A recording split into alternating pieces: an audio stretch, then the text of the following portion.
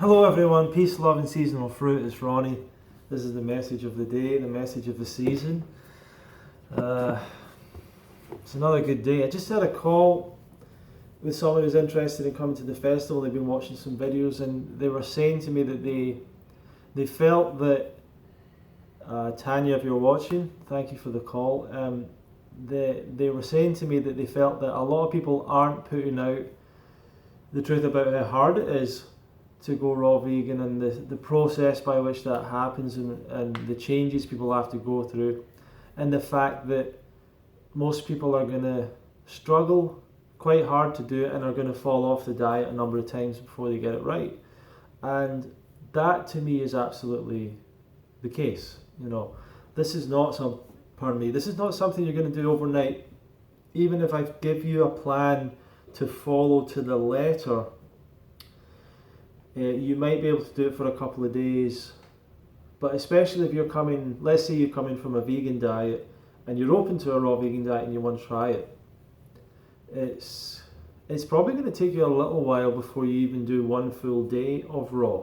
Not saying that you can't do that, but it might take you a little while. It's kind of a weird thing though. There's a kind of a beginner's, I don't say beginner's luck, but there's something about the enthusiasm of a beginner that often can make a person, go for a week or a couple of days or whatever it is on a juice fast, or one fruit only, or even a water fast or whatever, and they seem to be able to do that. But that's different to being able to sustain that over a long period of time, or looking at it as a lifestyle rather than as an experiment. And I do think you should treat it as an experiment at first and see if it's something you want to continue to pursue.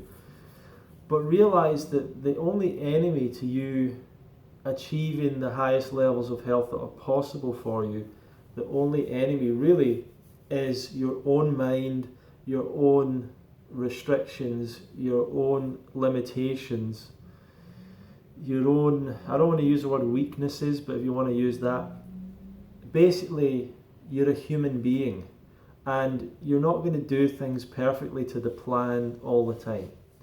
And there are a lot of people out there that may like to portray themselves as being incredibly disciplined, and that's their brand, and they're so hard working and they're so disciplined.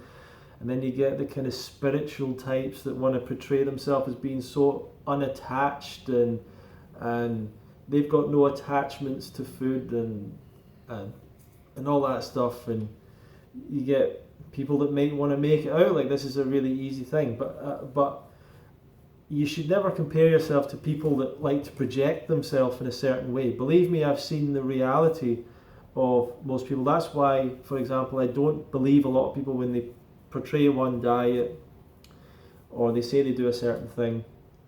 I know that often in the background there's something very different going on. So I've seen that a number of times. I've seen people that bash fruit, and then I see them eat the weirdest things that they don't show sometimes to their followers or fans or whatever, but just unusual stuff, and then kind of being skeptical about eating fruit or whatever, and then people that are maybe saying or portraying that they're very high raw and all that stuff, and I eat cooked food once in a while. And most of the time, a lot of these people are eating cooked food on a fairly regular basis, maybe every day, maybe 3 meals a day. But, the reason I'm saying that is it's very difficult for anyone to have that level of discipline every single day. You're going to limit how much cooked food you eat and eat a lot of raw food. It's kind of hard to do that. It's actually harder to be 100% raw. Now,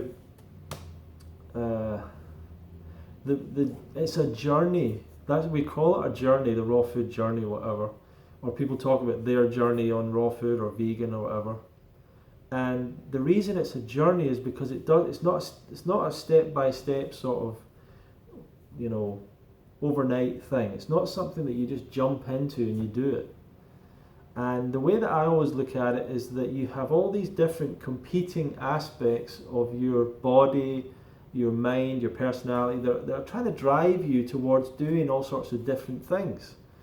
If you think about it, if a lion was to, or there was, I'm just beside a window here,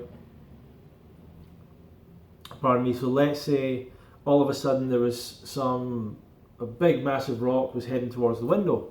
Well, it doesn't matter what my conscious mind thinks, even if it was a special 3D effect, and I knew in my brain it was like a fake thing, it wasn't real or whatever. There's a part of me that's going to react to that and get stressed and try and make me jump out the way or whatever. So you've got that part of you, the very kind of basic drive, just for survival. It's trying to get you out of harm's way. That's moving you towards good things as well. And then you've got other aspects of you, your conscious mind, which is able to think forward into the future and look into the past and analyze information and look at the facts and all this kind of stuff. And then you've got all of the different emotions within you, and all the stuff that's happened in your life that creates all these different emotions. And a lot of humans act because of completely irrational reasons. So one of the biggest things that drives our economy in the world is it's commonly called keeping up with the Joneses. Keeping up with the Joneses, this feeling that your neighbour has something, so you have to, compete with that. And a lot of people think they're not kind of a victim of that. But it's very, very strong. It's a very strong drive within people, and kind of wanting to prove that you're just as good as someone else, and your place in the whole status, the whole hierarchy you have in your mind of where you are in your little society or whatever. All of these things drive us, and all these different weird drives we have, and the idea that you're going to battle all these different drives just because you've learned and you've been inspired by some information that you should consider doing a raw diet, and you want to try it, and you just think, right, this is the thing for me. Well, all of these different aspects of you are not necessarily immediately in alignment and bought in to that message yet, because a lot of the different patterns and habits and brain patterns and all that you've created over the years through your lifestyle are not going to just stop right then. You're going to still be triggered by cooked food in a very strong way. If you're giving up animal products, you're still going to be triggered by that. And if you're really honest, even if you've given up a lot of those foods for years, there's still some level of being triggered by them, because they're food. They're delicious, they're tasty. No one gives up many of these foods because of the taste. They have flavour, at least there's flavour added to them or whatever. So they're an enjoyable experience on some level, and we're driven to survive and eat, and that's something that it goes back millions of years in every single animal. It's a very strong drive. So how are you going to go about, just neglecting that or not listening to that? It's very hard. What you have to do is, over a period of time, you gradually, as you feel those triggering feelings, as you eventually learn to ignore them, over time they get less and less and less and less, to the point that they're not as controlling anymore. And you can make it have less control over you, especially if you eat enough and plan to have enough of the food you want to eat, so that you don't get so hungry and have that real strong desire for something else. As the day wears on, it tends to be that people have less willpower or ability to hold back those temptations, and therefore we're more likely to eat things that we're not wanting to eat, or they're not our best choice. We're more likely to do that later on in the day, so because we get more tired as well.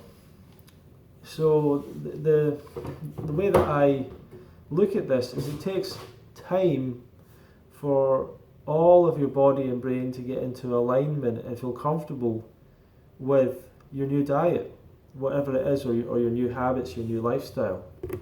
And what I was speaking about with Tanya is the fact that it's quite natural and normal, and you should expect it, that you're going to go for it and then you're going to fall off. And then the next time you might think, this time I've got it right, I'm going to do it, I'm never going to fail or eat cooked food again, but you're going to most likely fall off again. And you'll go through this roller coaster of emotions. And it's almost like that roller coaster of emotions is designed to make you stop and just go back to your previous habits and give up this whole endeavour.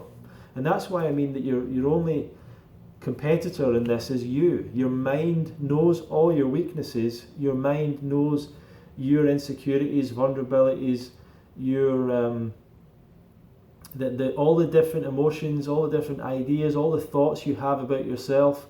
Your mind is able to exploit all these to try and control you and stop you going back and stop you changing habit, changing your patterns. So you need to know the level of your opponent, your opponent being your own mind, and imagine you're going up against an opponent that knows all of your weaknesses, all your insecurities, and can just call all of these out like you're a marionette, like a puppet on strings, and it can just control you and go, yeah, you've failed on your diet. That's because you're never able to do anything that you say you're going to do. You've always been a failure, or whatever it is you think about yourself. Your mother was right, your father was right, whatever. all these things, you can build up all this stuff. And I just want to be there to say to you, you're just a human being, you're going to make mistakes. It takes time. Everyone makes these mistakes.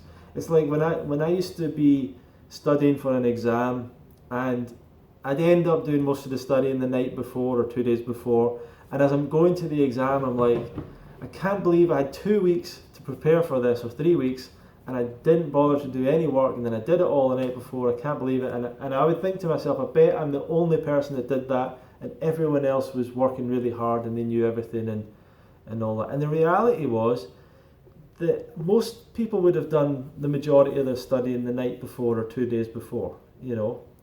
But I was using this story to kind of feel bad about myself, or sometimes to almost talk myself out of doing well before the actual exam started, to like talk myself out of my own potential success. So what we want to do is get rid of those stories. Just realize that when you make these mistakes, you're human, and you know it's not deficiencies and all that. I mean, who knows, it could be, but it's very unlikely that it's anything like that. It's much more likely that you're human. It takes time to make a change. You're going against your previous habits. You're going up against your own mind, which is trying to stop you from making changes, because that's how you're programmed to not make these changes unless they're absolutely crucial to make. And you have to just keep on persevering, trying it out. Eventually, gradually, your body, your mind, your emotions all come into alignment and start to enjoy it. So thank you very much for watching. I hope that makes sense. Always saying hi. And if you're interested in the Fruit Festival, you want to learn more, go to fruitfest.co.uk. And we do have a Christmas sale on the t-shirts, and if you want to try and get one for before Christmas, you'll have to order today or tomorrow, I think. And that's fruitfest.co.uk/shop. You can look at their t-shirts and hoodies and things. Represent your love for fruit with one of our t-shirts or hoodies. At this time of year, maybe it's a hoodie you want. Anyway, thank you for watching. We'll see you in another video, and feel free to like this one. Leave some comments below. Thank you for commenting. I'm enjoying the little debates that we're getting going on, and we'll see you in another video.